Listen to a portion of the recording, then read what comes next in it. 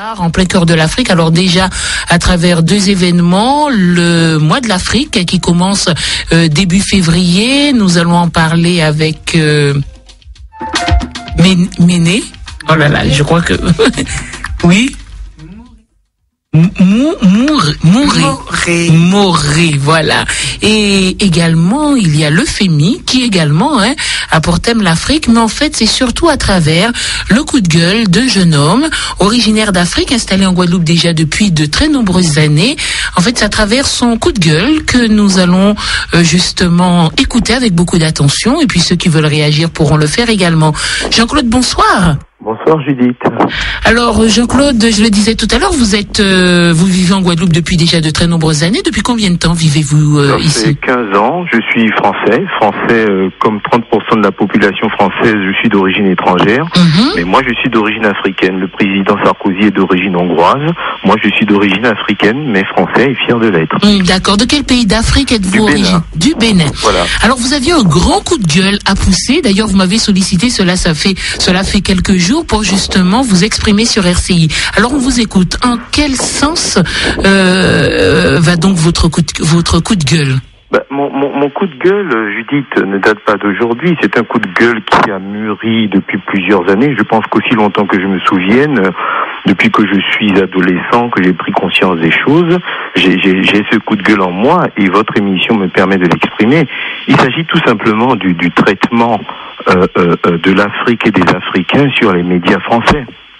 Je considère qu'il y a là, aussi longtemps que je me souvienne, un dénigrement systématique de l'Afrique et des Africains sur les médias français. Un journaliste, c'est un professionnel qui est chargé d'informer et de témoigner de la réalité. Un journaliste ne peut pas se contenter de dire les choses de manière parcellaire. Quand on parle de l'Afrique, c'est toujours la même chose. En Afrique, il y a de la guerre. En Afrique, les gens meurent de faim. En Afrique, les gens meurent de soif. Quand on monte l'Africain, c'est des camps de réfugiés avec des mouches posées sur la bouche des enfants, etc., etc. Et pour vous, ce n'est pas une réalité, ça? C'est une réalité, ça existe. Je ne vais pas dire que ça n'existe pas, mais je vais dire que ce n'est pas que ça. Moi, je vous ai dit, j'ai grandi en France métropolitaine, d'accord, de parents originaires du Bénin qui sont établis en France, qui ont décidé d'y fonder leur famille, qui ont travaillé, mais régulièrement ont rentré au Bénin. Pour des raisons professionnelles, mon père a travaillé 5 ans en Afrique. Je n'ai jamais souffert de faim, jamais souffert de soif. Mes cousins, mes cousines qui vivent au Bénin n'ont jamais souffert de faim, jamais souffert de soif. Mes 2 sœurs qui sont nées en France, qui sont françaises, qui ont l'une épousé un métropolitain, l'autre épousé un Guyanais, vivent aujourd'hui en Afrique. Selon les statistiques que j'ai d'après un de mes amis guadeloupéens établis au Sénégal, en faisant les recoupements des associations, il y a entre 10 et 15 000 Antillo-Guyanais qui vivent en Afrique. Vous pensez que ceux-là vivent dans la brousse à moitié nus et que tous les matins ils se lèvent avec un arc et une flèche pour aller chasser l'antilope, pour se nourrir? Les voisins de mes parents, dans leur propriété, c'est un couple de vieux Antillais, très âgés, monsieur et madame Turlepin, originaires des Abîmes, qui sont au Bénin depuis plus de 50 ans, qui sont des enseignants, qui ont construit leur vie là, qui ont eu des enfants là, et puis qui pour rien au monde ne reviendraient vers les Antilles, et qui vivent là. Vous pensez qu'ils vivent dans le dénuement le plus total? Pas du tout. Je ne sais pas pourquoi, il y a toujours une explication, mais je ne l'ai pas. Je ne sais pas pourquoi, sur les médias français, chaque fois qu'on veut parler de l'Afrique et des Africains, c'est de manière négative. J'ai jamais compris pourquoi. J'essaye de comprendre, j'ai jamais compris pourquoi. Est-ce que systématiquement, chaque fois qu'on parle de l'Afrique et de l'Africain, c'est pour parler de manière négative? Tous les Africains qui vivent à l'étranger ne fuient pas la misère. Tous les Africains qui vivent à l'étranger tout simplement parce que leur parcours professionnel, leur parcours familial a fait qu'ils sont partis à l'étranger. C'est un exemple que je donne souvent. Judith, vous êtes guadeloupéenne, pure souche. Demain, après-demain, dans 3 ans, dans 4 ans, je ne sais pas, pour des raisons familiales, professionnelles, vous êtes amené à vivre en Australie, en Ouzbékistan, je ne sais pas. Il y a une émission sur la Guadeloupe, vous dites, ah chouette, une émission sur mon pays. C'est quoi le sujet? Les violences conjugales en Guadeloupe. D'accord, ça existe comme dans tous les pays. Ok. 6 mois plus tard, une autre émission sur la Guadeloupe. Cette fois-ci, on vous parle des braquages en Guadeloupe. 6 mois plus tard, encore une émission sur la Guadeloupe. Cette fois-ci, on vous parle des grèves en Guadeloupe. À un moment donné, vous allez vous dire, mais c'est pas possible. Comment se fait-il que chaque fois qu'on parle de mon pays, c'est toujours pour le dépeindre de manière négative? Et c'est en Afrique, dans la majorité des pays africains, les gens vivent normalement. Les gens se lèvent, ils vont travailler, ils rentrent chez eux, ils mangent, ils se retrouvent le week-end, ils vont en boîte de nuit, ils se retrouvent entre parents et amis. Au Bénin, il y a de superbes plages, les gens se retrouvent là, tranquillement. Pourquoi j'interviens? C'est parce que mon épouse est guadeloupéenne. Et en discutant avec mes beaux-frères, ses cousins, etc., je me suis rendu compte que, en fait, s'il y avait chez certains, je dis bien chez certains, parce que le peuple guadeloupéen le plus entier est un peuple métissé, avec des apports d'origines diverses. Si on faisait la séquence du génome antillais, on trouverait du patrimoine génétique venant des 5 continents. Or, s'il y a chez certains Antillais quelque chose que l'on rejette, c'est cette part d'africanité qui est en eux. Et pour moi, l'une des explications, c'est cette image négative, systématique, qui est transmise de l'Afrique. Et je comprends, comment peut-on se retrouver dans un continent qui est décrit comme un continent à problème, où les gens meurent de faim, les gens meurent de soif, les gens sont en guerre tout le temps, 365 jours par an. Comment voulez-vous que quelqu'un puisse se retrouver là-dedans? C'est pas possible. C'est pas possible. Vous avez le sentiment que... C'est cette image-là, je sais que ma petite personne ne me permet pas de changer les choses, mais je voudrais terriblement faire comprendre aux auditeurs que ce n'est pas ça. Un exemple. Je vous ai parlé de mes sœurs qui sont installées en Afrique. Ma sœur s'est mariée il y a 4 ans.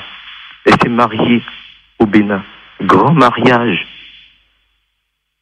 150, 200 personnes, je ne sais plus. Belle au l'un des plus grands hôtels de Cotonou. Les gens, les garçons, les hommes bien habillés en smoking, nœuds papillons, les femmes bien habillées, de belles voitures. Et j'ai assisté à ce mariage, je rentre.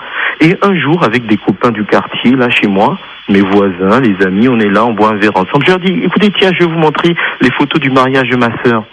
J'avais filmé, je leur montre les photos. Ah là là, super, ta sœur, etc. Et il y a un de mes copains, mais de manière tout à fait naïve, mais vraiment sans, il me dit, mais au fait, ta sœur s'est mariée dans quelle ville en métropole? Je lui dis, mais non, ce mariage a eu lieu au Bénin. Il m'a dit, c'est en Afrique, ça? Et oui. J'ai compris. Vous lui en avez pas voulu. Non, ce sont des images qu'on répercute. Il ne pouvait pas imaginer que, voilà, un mariage banal, comme il y en a tous les samedis en Guadeloupe, avec des gens en costume, des gens bien habillés, de belles voitures, une pièce montée. Il ne pouvait pas imaginer que cette scène-là puisse se dérouler en Afrique, parce que ce n'est pas cette image-là qu'il a de l'Afrique. Voilà. Et quelque part, si aujourd'hui certains, je suis persuadé que si aujourd'hui il y a chez certains de mes compatriotes, de mes amis guadeloupéens, ce rejet de leur part d'Afrique, ça vient aussi de là, pas tout à fait de là, parce que je ne suis pas sociologue, je ne vais pas faire de la sociologie de comptoir, mais il y a également cette image-là qui est véhiculée depuis des années pour des raisons que j'ignore. Parce que, encore une fois, je n'arrive pas à m'expliquer pourquoi les journalistes, je parle des journalistes sur le plan national, véhiculent systématiquement cette image de l'Afrique. Je n'ai jamais vu un reportage sur l'Afrique où l'on montre la vraie Afrique, des gens qui vont travailler, des industries, des forces économiques, des forces politiques. Je n'ai jamais vu ça. Alors, moi je vais vous interrompre, Jean-Claude. Moi j'ai eu la chance d'en voir un. Ça remonte à quelques années, hein. Mais c'est pas si vieux que ça. Alors je ne me souviens plus si c'était sur Canal+ ou sur France France 2, mais un excellent documentaire montrant des personnes en Afrique. Alors surtout un jeune qui m'avait marqué. Il avait à peine 25 ans et il se chargeait de réparer les téléphones portables. Alors n'importe quel téléphone portable qu'on lui apportait, il arrivait à les réparer et à partir de pièces de récupération. Et il avait une petite entreprise qui marchait très très bien et il employait plus d'une dizaine de personnes. On montrait également toutes ces femmes qui se regroupaient entre elles, qui arrivaient à monter des entreprises et qui vivaient extrêmement bien de leur commerce. Donc c'est vrai qu'il y en a quelques-uns, mais ça reste vraiment exceptionnel et c'est un petit peu dommage et je comprends la souffrance que vous avez en voyant de tels clichés. Bien sûr. Et je vais aller plus loin. Et le pire, je vous ai parlé de mon voisin qui a eu cette phrase malheureuse il y a quelques mois. Ça touche les gens les plus. Je vais pas nommer de nom. J'ai vu une émission à la télé sur une chaîne de télévision où je ne sais pas à l'occasion, je ne sais plus, une animatrice de Guadeloupe première à qui l'on posait la question sur son enfance en métropole, qui disait quand j'étais petite en métropole, c'est une animatrice très connue, hein. Quand j'étais enfant en métropole, mes camarades d'école me demandaient d'où je venais. Je disais que je venais de la Guadeloupe. Ils pensaient que la Guadeloupe c'était en Afrique. Ils me demandaient si j'habitais, où est-ce que j'habitais. Je leur ai dit, écoutez, la Guadeloupe c'est quand même pas l'Afrique. On n'habite pas dans des huttes. On n'est pas à moitié nu. Non, j'ai pas une consoeur qui a dit ça. Non. Une animatrice d'une émission phare du paysage audio visuel guadeloupéen qui a dit ça. Il était 20h, 20h30. Lorsque j'ai vu ça, mon sang s'est glacé. Je me suis dit non. À ce niveau de la société, qui est encore des gens jeunes qui puissent continuer à penser ça, ça fait mal. C'est encore une fois, je dis la même chose. Imaginez-vous, Guadeloupéen, vous vivez à l'étranger, vous connaissez votre pays sur le bout des ongles. Je ne dis pas que ce que l'on montre n'existe pas. Je n'ai jamais dit ça. Je dis tout simplement que l'on arrête de montrer systématiquement l'aspect le plus négatif, parce que ce n'est pas la réalité en Guadeloupe. Mon métier fait que je suis au contact du social. Quand j'étais étudiant en métropole, j'ai fait un stage dans le cadre de mon métier dans le nord de la France. D'accord? On a été s'occuper d'un monsieur dans une misère physiologique, humaine, sociale, à 2 heures de Paris, à 2 heures de l'Arc de Triomphe, à 2 heures du Palais de Versailles, à 2 heures du 16e arrondissement. Ce monsieur vivait dans les immondices, parmi ces animaux. Je me rappelle de ce cochon qui était dans la chambre de ce monsieur. On était en France métropolitaine, à 2 heures de Paris. Oui, c'est sûr que dans certains quartiers de Paris aussi, il y a beaucoup de soucis. Existe partout. Et on préfère montrer les Champs-Élysées, ça c'est clair. La misère existe partout. Donc je souhaiterais vraiment, je n'ai pas le pouvoir de le faire, mais je souhaiterais tellement que ça change. Parce que si aujourd'hui les Chinois, les Américains investissent des millions de dollars en Afrique, c'est pas pour rien. C'est qu'ils savent très bien qu'en retour, parce que quand la croissance économique en Europe elle est négative, la croissance économique en Afrique est de 5,7% en moyenne.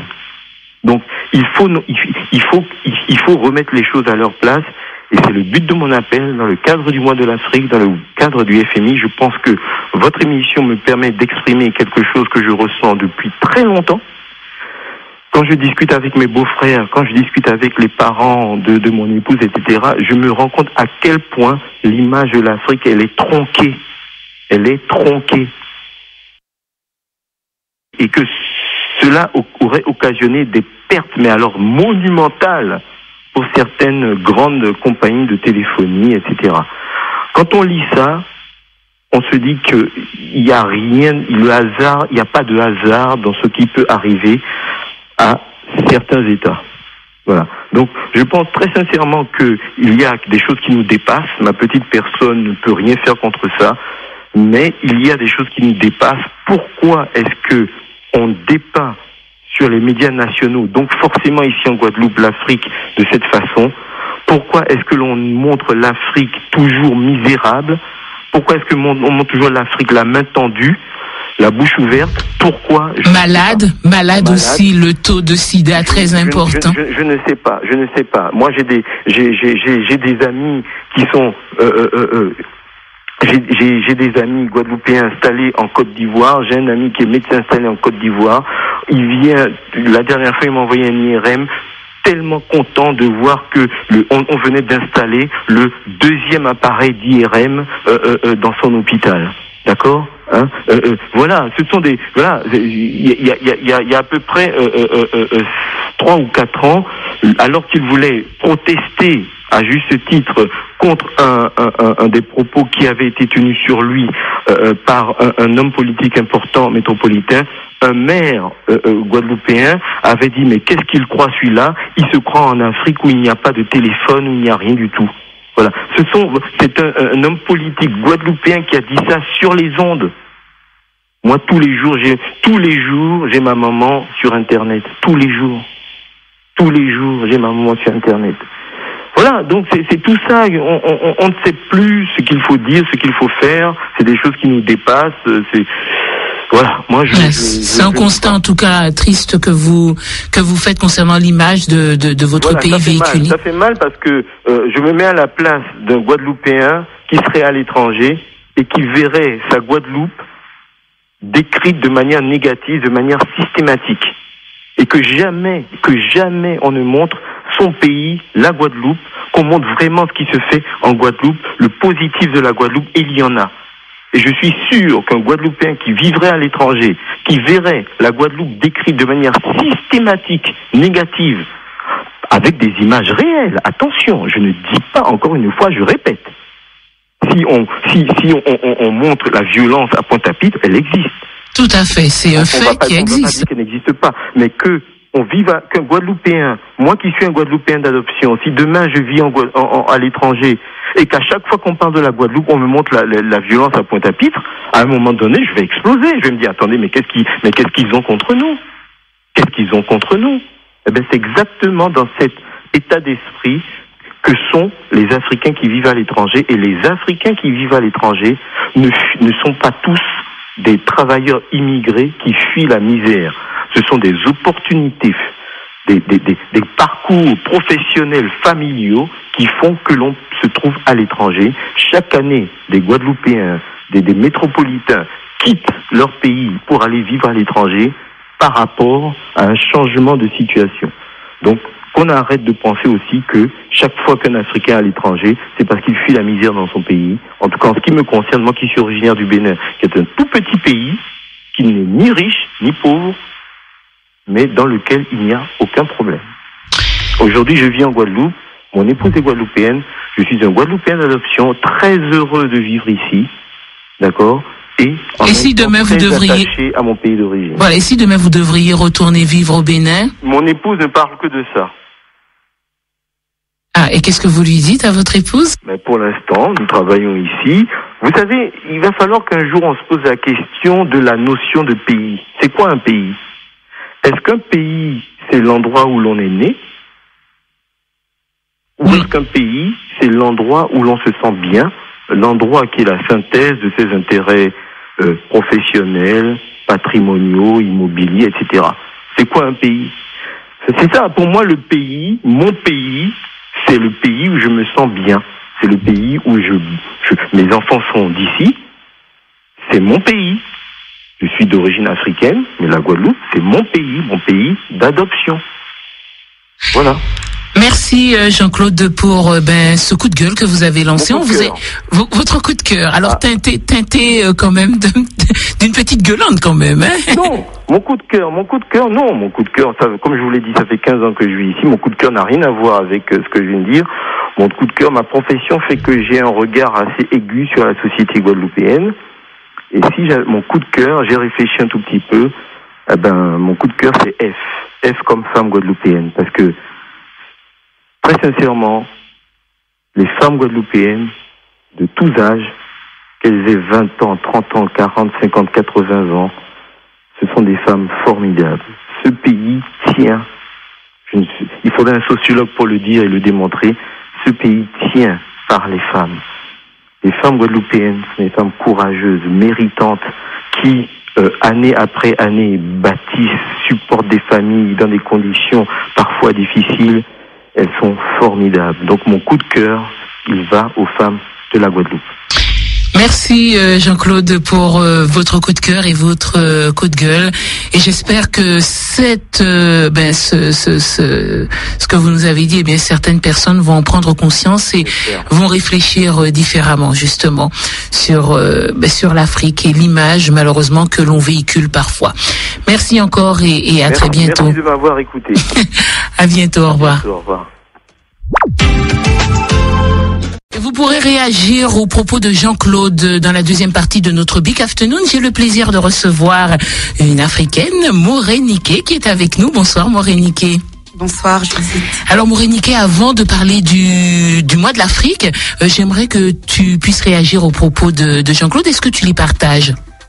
Effectivement, je partage tout à fait le sentiment et les impressions de Jean-Claude. Je suis moi-même béninoise et aussi sénégalaise, voilà. Et effectivement, depuis 2 ans et demi où je vis ici, il est vrai que force est de constater que beaucoup de personnes ont une image négative de l'Afrique. Et il est difficile de leur en vouloir dans la mesure où effectivement les médias retransmettent des images, comme disait Jean-Claude, tronquées d'un continent qui, rappelons-le, a 54 pays qui chacun ont leur singularité aussi, je le rappelle. D'accord. Est-ce que toi tu vis les choses comme il les a un peu décrites? Est-ce que toi-même tu as déjà eu des réflexions qui t'ont quelque peu révolté de par ton apparence physique, la façon dont tu fonctionnes? Est-ce que tu as déjà eu des remarques désobligeantes en ce sens? Alors, désobligeante, pas vraiment. C'est souvent un petit peu déguisé. Il est vrai que la façon tout simplement dont je parle interpelle certaines personnes. On a du mal à... On te dit, oh, mais tu ne ressembles pas à une Africaine. C'est ce qu'on te dit. Oui, voilà. Et c'est vrai parce qu'on a des idées préjugées. Tout à fait. Alors on voudrait peut-être que j'ai un accent très très très très marqué, et non, j'ai pas d'accent marqué, et il n'empêche que j'ai vécu la plus grande partie de ma vie au Bénin et au Sénégal. Voilà. Après, comme un petit peu partout, le milieu social duquel on vient, le type d'études qu'on va pouvoir faire, va effectivement dessiner un profil. Et puis sur les couleurs de peau, ça aussi, j'aimerais bien moi y revenir. Je rappelle qu'en Afrique, il y a une palette de couleurs comme ici. Il y a différents bruns, et que l'on peut être clair, même très très clair, et être à 100% africain et africaine. Donc, comme il y a des blancs africains également. Des blancs, oui, des comment, on ne dit pas qu'ils sont blancs, on dit qu'ils sont ils ont un problème de mélanine, j'oublie le terme, terme m'échappe. En effet. Donc oui, et puis en plus de ça, ce qui est assez étonnant, c'est que quand on connaît l'Afrique, quand on y a vécu, quand on y a grandi, on se dit mais il y a tellement de belles choses à montrer. Pourquoi systématiquement, effectivement, on cible sur le négatif? Alors, moi, la réponse que j'ai en tête, elle me vient tout simplement d'une question: à qui profite une image réductrice de l'Afrique? Pour moi, c'est tout simplement aux personnes qui profitent de l'Afrique. Et aujourd'hui, après plus de 50 ans de soi-disant décolonisation et d'indépendance, on sait que des intérêts forts sont maintenus par les capitaux occidentaux. On sait effectivement comment fonctionnent les systèmes qui dirigent... Et souvent soutenus aussi par certains chefs d'État africains. Alors, je dirais plutôt le contraire. Je dirais plutôt que ce sont les pouvoirs occidentaux qui vont pouvoir mettre, à mon sens, là je parle très personnellement, à mon sens, leur pion. Et effectivement, quand il y a un opposant, il se retrouve en prison, il se retrouve tué. Et je donnais encore l'exemple hier, vous prenez la carte de l'Afrique, vous prenez la carte des richesses dans le sol, vous prenez la carte des guerres et des conflits. Ces deux cartes sont symétriques. Et à qui profitent ces richesses? Oui, Oui, les chefs d'État, certainement, qui sont mis là au pouvoir par d'autres. Alors, on va se retrouver dans quelques instants, Moréniké. On va juste marquer une pause, le temps de retrouver les infos de 16h. Surtout, tu gardes le fil de ce que tu nous disais et on se retrouve juste après. 16h11. Allez, on retrouve la deuxième partie de notre Big Afternoon. Les messages du répondeur dans quelques instants. Mais nous sommes en compagnie de Moré qui est avec nous et qui est aussi originaire du Bénin et du Sénégal, et donc il nous faisait son commentaire par rapport aux propos de Jean-Claude qu'elle partageait tout à fait, totalement, n'est-ce pas? Tout à fait. Ouais. Je comprends en effet le sentiment qu'il a pu exprimer sur le traitement de l'information qui est faite concernant l'Afrique et du coup les conséquences dans le conscient collectif, que ça soit en Guadeloupe ou ailleurs. Et puis tu nous parlais un petit peu de toi, hein. Tu disais par rapport à la couleur de peau, qu'il y avait tout type de peau, hein, du côté en Afrique, hein, ça il faut le savoir également. Et également, tu me disais que lorsque tu te baladais ici, eh bien tu avais l'impression d'être aussi dans une banlieue de Dakar, voilà, ou de Cotonou. C'est vrai, quand je regarde les visages, la façon dont les gens s'habillent, les rires, voilà, il y a des scènes comme ça. J'ai des instants où je me sens chez moi. Mais on parlait aussi du fait que parfois, eh bien, certains chefs d'État africains cautionnaient justement cette exploitation occidentale, d'autres pays par ce biais-là, en fait, hein. Donc c'était un peu des pions qui étaient là et qui exactement. Et c'est pour ça qu'ils sont au pouvoir d'ailleurs. C'est parce qu'ils cautionnent ce système d'exploitation de l'Afrique. C'est parce qu'ils cautionnent ça qu'ils sont mis au pouvoir ou maintenus au pouvoir. Voilà, eux et leur génération. Avec les conséquences que cela peut avoir, on va passer sur les génocides et autres. Tout à fait. Et voilà, mais bon, à un certain moment, on espère que les choses vont changer quand même aussi. Les choses, je pense, commencent déjà à changer. Et je rappelle encore une fois que ces situations dramatiques ne concernent pas tous les pays d'Afrique. Et je rappelle qu'il y a 54 pays en Afrique. Tout à fait. Voilà. Et malheureusement, on ne montre souvent que les aspects négatifs, et ça c'est dommage parce qu'il y a de belles choses qui se font également dans ces différents pays. Heureusement qu'il y a des manifestations pour faire changer, enfin pour tenter de changer la vision que certains ont de l'Afrique, comme par exemple, eh bien le mois de l'Afrique, c'est une manifestation qui a lieu tous les 2 ans et qui en est à sa 9e édition. Alors ça commence ce jeudi 2 février et ça va durer durant tout le mois de février. Alors, Moré, on n'aura pas le temps de passer en revue toutes les manifestations. Cela dit, j'aimerais bien que tu nous dises 2 mots sur les temps forts sur ce mois de l'Afrique 2012. Oui, en effet, Judith, même si on le voulait, on ne pourrait pas énumérer tous les événements. Il y en a un tous les jours de jeudi 2 jusqu'au 27 février. Alors, tout d'abord, le thème de cette année est l'Égypte pharaonique. Le premier temps fort qui va commencer et qui sera ouvert au public dès samedi prochain au Hall des Sports du Gosier est l'exposition que nous avons intitulée Au temps des pharaons. Donc, une exposition pour les petits et pour les grands aussi, qui nous montrera une reproduction de 3 mètres de hauteur du tombeau de Sénéjem.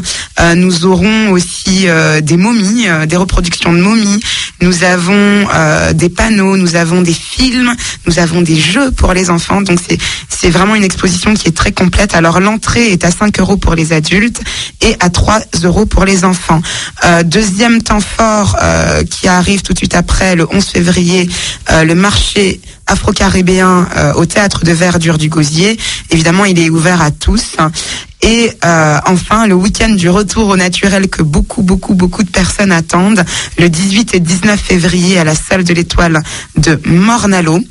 Alors, pendant ce week-end du retour au naturel, nous aurons aussi l'occasion de célébrer la beauté avec le concours de beauté Reine de Saba. Ça sera quand ? Alors, le concours de beauté sera le 18 au soir. Voilà, toujours à la salle de l'Étoile à Morne-à-l'Eau, donc à 20h, l'entrée sera à 10 €. Et pour l'entrée, j'ai envie de dire journalière, pour le week-end du retour au naturel, c'est 3 € par jour. Voilà, le détail du programme est disponible sur le site internet qui est donc lemoisdelafrique.com. lemoisdelafrique.com. Voilà, donc n'hésitez pas, il y a le Facebook, il y a l'espace culturel qui se trouve à Pointe-à-Pitre, à la rue François Arago. C'est un mois de l'Afrique qui est en plus enrichi d'invités de valeur. Quelques noms, alors que vous connaissez déjà, Monsieur Omotunde, le docteur Henri Joseph, Madame Smeralda, d'autres noms que vous ne connaissez peut-être pas, Babacar Khan, qui est un maître yogi de renommée internationale et qui animera donc le samedi 25 et dimanche 26 un séminaire justement autour du yoga pharaonique et en faisant le lien avec le yoga indien et le yoga taoïste. Pourquoi l'association Racine qui est à l'origine du mois de l'Afrique, pourquoi le thème du temps des pharaons cette année? Alors, juste une petite rectification. À l'origine du mois de l'Afrique, c'est le cercle d'études Cheikh Anta Diop, le CECAD. Et nous, depuis 2004, effectivement, avec plusieurs associations, nous organisons le mois de l'Afrique. Alors, ce thème, parce que nous estimons que c'est l'une des civilisations négro-africaines, donc la civilisation égyptienne, qui a le plus rayonné, alors de façon, j'ai envie de dire, spatio-temporelle. C'est-à-dire que son influence s'est propagée partout dans le monde et son influence continue aujourd'hui. Seulement, la plupart des gens ignorent que c'est une civilisation négro-africaine et qu'elle est à l'origine de beaucoup de sciences, qu'elle est à l'origine de beaucoup de pratiques spirituelles que l'on peut retrouver dans de grands courants que l'on connaît tous. Voilà, c'est une façon un petit peu aussi, pour rebondir sur ce que disait Jean-Claude tout à l'heure, de montrer que l'Afrique a brillé et qu'elle continue aussi à briller, parce qu'il faut savoir justement que les reines et les rois qui ont été chassés, on va dire, de leur empire, sont allés influencer le reste de l'Afrique jusqu'en Afrique de l'Ouest. Et peut-être même vous, Judith, qui est en face de moi, vous avez peut-être un ancêtre égyptien. Voilà. D'accord. Mais ça risque d'être bien intéressant tout ça. J'espère que je suis surprise de voir que le nom de Cheikh Anta Diop n'ait pas été quand même mis en valeur à travers ce programme, parce qu'on alors sait qu'il justement, Cheikh Anta Diop est en train de, pendant le mois de l'Afrique, on fêtera l'anniversaire de sa mort. Alors généralement c'est son fils qui fait ce genre d'intervention, et donc ne pouvant être présent en Guadeloupe, il nous a effectivement aiguillé vers vers le docteur Yopereka Sommet, qui travaille très étroitement avec lui et qui reprendra bien sûr les thématiques de Cheikh Anta Diop. Merci Moriniqué, merci d'être venu nous parler de ce mois de l'Afrique. Je pense que c'était justement un parallèle intéressant à faire avec les propos de Jean-Claude, qui, on vous le rappelle, si vous nous captez maintenant, qui poussait un coup de gueule par rapport à cette vision que donnent malheureusement les médias occidentaux sur l'Afrique, une image souvent négative, qui est certes réelle, mais qui ne se limite pas uniquement à cela. Il y a des choses positives que malheureusement on montre nettement moins. Merci et bon mois de l'Afrique à tous. À bientôt. Merci beaucoup, Judith. On va retrouver Gilles. Bonsoir Gilles. Bonsoir. Comment allez-vous, Gilles? Ça va très bien, merci. Alors Gilles, vous souhaitez réagir aux propos de Jean-Claude tout à l'heure? Oui, Jean-Claude sera mon coup de cœur. Jean-Claude sera mon coup de cœur parce que Jean-Claude a dit deux choses fondamentales. Et avant de dire les deux choses que je retiens, je parlerai aussi de la clarté des propos de Jean-Claude et de la pertinence des exemples qu'il a pris. Et c'est parce que justement ces exemples étaient pertinents qu'il a déclenché quelque chose dans ma façon de voir effectivement l'Afrique. En prenant comme exemple le fait qu'effectivement, si on parle de la Guadeloupe uniquement sur le point de vue des grèves, de la violence, du chômage et la plage et le petit rhum, c'est clair que c'est une vision parcellaire des choses qui fait effectivement qu'on serait déçu et qu'on ne se retrouverait pas dans l'image qui serait faite de la Guadeloupe. Et à la limite, il disait que ce sentiment était même révoltant à force de voir justement ce type de cliché. Et cet exemple était vraiment fondamental parce que on a pu véritablement l'apprécier en passant d'une chaîne à l'autre lors de la grande grève de 2009. Donc en ce sens, je dis merci à Jean-Claude. Parce que véritablement, Jean-Claude, pour moi, ce qu'on passait sur l'Afrique, évidemment, c'était pour moi une réalité. Et moi, je le voyais comme étant le fait de pointer les difficultés pour pouvoir éventuellement susciter l'envie d'aider l'Afrique. Mais là où Jean-Claude a raison, c'est que à force de montrer la misère, à force de montrer la violence, à force de montrer ces choses, on finit par être immunisé et finalement par identifier le pays à ses souffrances, à ses difficultés, à cette misère, à cette incapacité à s'en sortir. Et plutôt que de produire cet effet, qui quand même ne doit pas être omis, puisqu'il faut quand même pouvoir aider au maximum, quels que soient les pays d'ailleurs. Mais il n'empêche qu'il a raison d'insister sur le fait qu'on ne peut pas montrer un pays uniquement d'un seul point de vue. Donc, véritablement, un coup de cœur à Jean-Claude sur ça. Et Jean-Claude a terminé par quelque chose que là encore, je me dis, ouais, vraiment, chapeau. Quand il a parlé des femmes guadeloupéennes. Parce que là, je le rejoins à 100%. Oui, la Guadeloupe fonctionne grâce aux femmes guadeloupéennes qui ont des enfants, qui les élèvent seules et qui sont dans des difficultés réelles. Et véritablement, et ça c'est vrai, la société guadeloupéenne, nous le savons, est matriarcale. Et effectivement, ça j'en suis convaincu, la Guadeloupe s'en sort plus ou moins grâce à ces femmes. Et c'est parce que c'est vrai que je lance par contre un petit coup de colère en disant une chose. Mesdames guadeloupéennes, ne vous faites pas avoir en tombant dans deux pièges. Une femme ne doit pas chercher à vouloir ressembler à un homme. Autrement dit, ne cherchez pas, comme ça se fait actuellement pour les jeunes femmes, à vouloir avoir le pantalon au bas des fesses, ce genre de choses. C'est ridicule. Même les hommes. Et même les hommes, on est bien d'accord. Mais c'est pour moi plus douloureux de voir une femme le faire que de voir un homme le faire. Et la deuxième chose, pareil, j'ai souvent entendu dire par des gens qui n'étaient pas en Guadeloupe que les femmes guadeloupéennes ont du style. Et ça, c'est une vérité. Comme aussi les femmes martiniquaises, notamment les femmes entières. Mais je parle de la Guadeloupe. Les femmes guadeloupéennes ont du style. C'est vrai. Et elles le sacrifient, ce style. Elles le sacrifient, ce style, en voulant maintenant, en confondant la classe et être sexy, voire vulgaire. Et ça, c'est vrai. Ah oui, parce qu'il y a effectivement quelques modèles, quand même, lorsqu'on regarde dans la rue. Tout à l'heure, je discutais avec un ami, il a ses enfants en classe maternelle, et il me faisait la remarque suivante, la directrice, lorsqu'elle accueillait les enfants avec certaines mamans, la directrice était obligée de dire à ses mamans, mesdames, allez vous rhabiller quand même. C'est comme une étime les autres l'école, aille habiller les autres. C'est terrible parce que on arrive à se demander parfois, et je n'exagère pas, le pire endroit où on peut malheureusement apprécier ça, le meilleur endroit pour un sociologue, justement, il en a parlé, pour aller étudier, c'est des endroits comme le grand supermarché de Bimao.